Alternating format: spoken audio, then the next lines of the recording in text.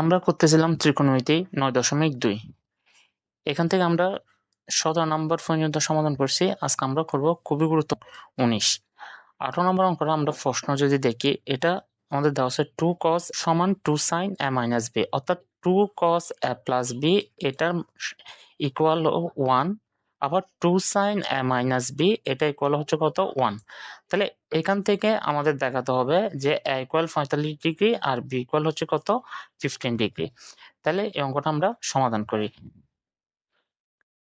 আমরা এই লাইনটা এখান থেকে নিলাম প্রশ্ন থেকে, 2 cos a plus b equal 1 equal 2 sin a minus b। এখান থেকে প্রথম আমরা এই অংশটা নিই, 2 cos a plus b equal 1, 2 cos a plus b equal 1 নিলাম আমরা। এখন cos a plus b 2 এদিকে গুণে আছে, আমরা এটা কি করলাম এ পাশে নিয়ে গেলাম, তাহলে এটা ভাগ হয়ে যাবে 1,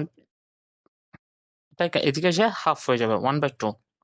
এখন cos a plus b equal half, cos half এর মান আমরা জানি cos 60 ডিগ্রি।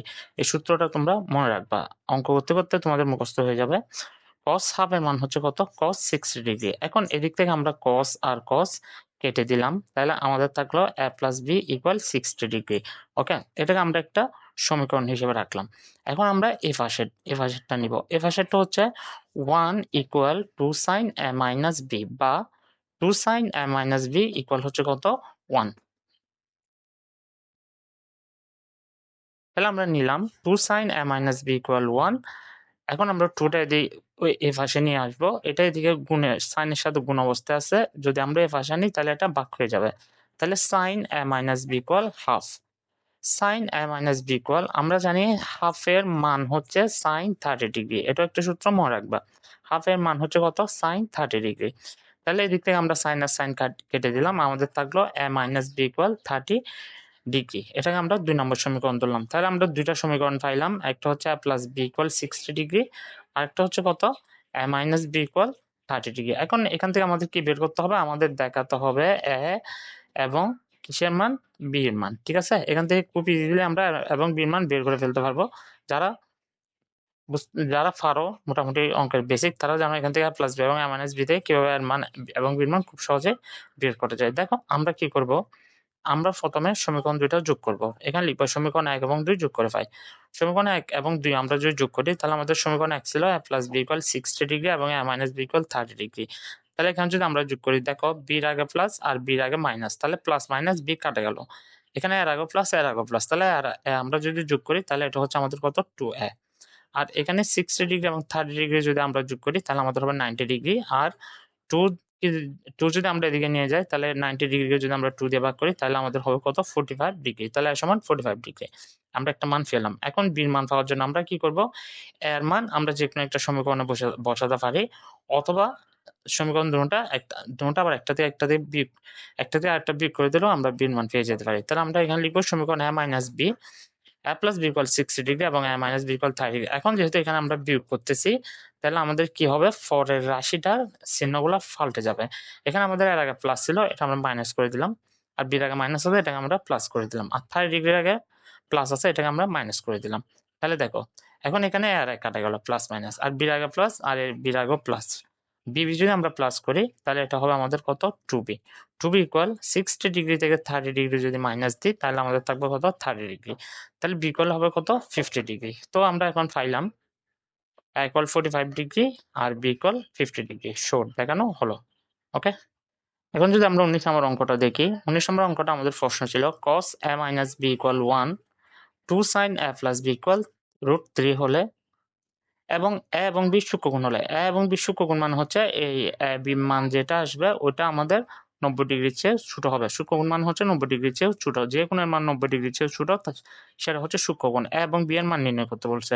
তাহলে আমরা প্রথমে কি করব, cos a minus b equal 1 এটা থেকে একটা সমীকরণ বের করব a minus b, তারপর 2 sin a plus b সমান √3, এটা থেকে a plus b এর আরেকটা সমীকরণ বের করব বা মান বের করব। তাহলে অঙ্কটা আমরা সমাধান করি।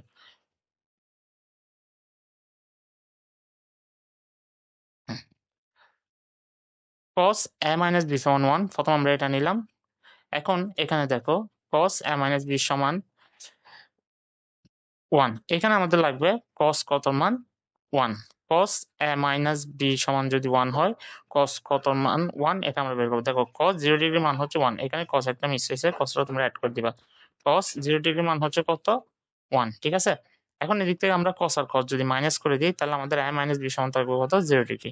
এটাকে আমরা একটা সমীকরণ হিসেবে রাখলাম। এখন আমরা এটা নিব 2 sin a plus b সমান √3, এটা নিয়ে আমরা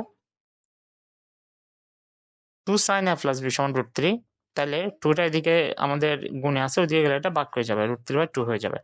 এখন sin a plus b সমান sin কত মান? √3/2। সূত্রটা মনে রাখবা, sin 60 ডিগ্রির মান হচ্ছে √3/2, তাহলে এটা আমরা নিলাম sin 60 ডিগ্রি।